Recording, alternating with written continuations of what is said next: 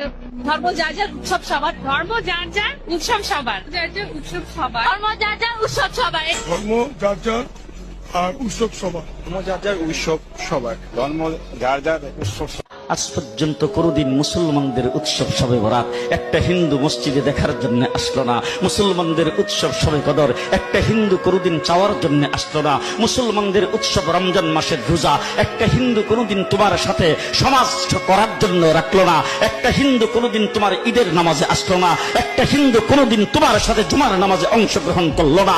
তোমাকে দেখার জন্য পর্যন্ত আসলো না। তার কারণ হলো হিন্দুরা মনে করে এটা মুসলমানের উৎসব, আর তুমি মুসলমান হইয়া হিন্দুর দুর্গা পূজায় কিভাবে গেলা?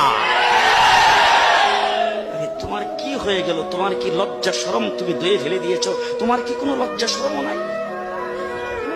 লজ্জা শরম নাই? আবার কি সুন্দর বলতেছ, ধর্ম যার যার উৎসব সবাই।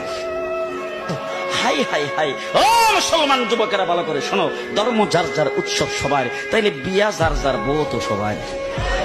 জি, বিয়ে যার যার বউ সবার, পুষ্কুনি যার যার মাস সবার, গাছ যার যার ফল সবার, ক্ষেত যার যার ফসল সবার, দোকান যার যার মাল সবার। এখন ঘুমাইছে কি কথা বলেন না কেন? তাহলে আমার দোকানের মাল যদি আমার হয়, আমার ক্ষেতের ফসল যদি আমার হয়, আমার গাছের ফল যদি আমার হয়, আমার গাছের নারিকেল যদি আমার হয়, আমি বিয়ে করলে বউ যদি আমার হয়,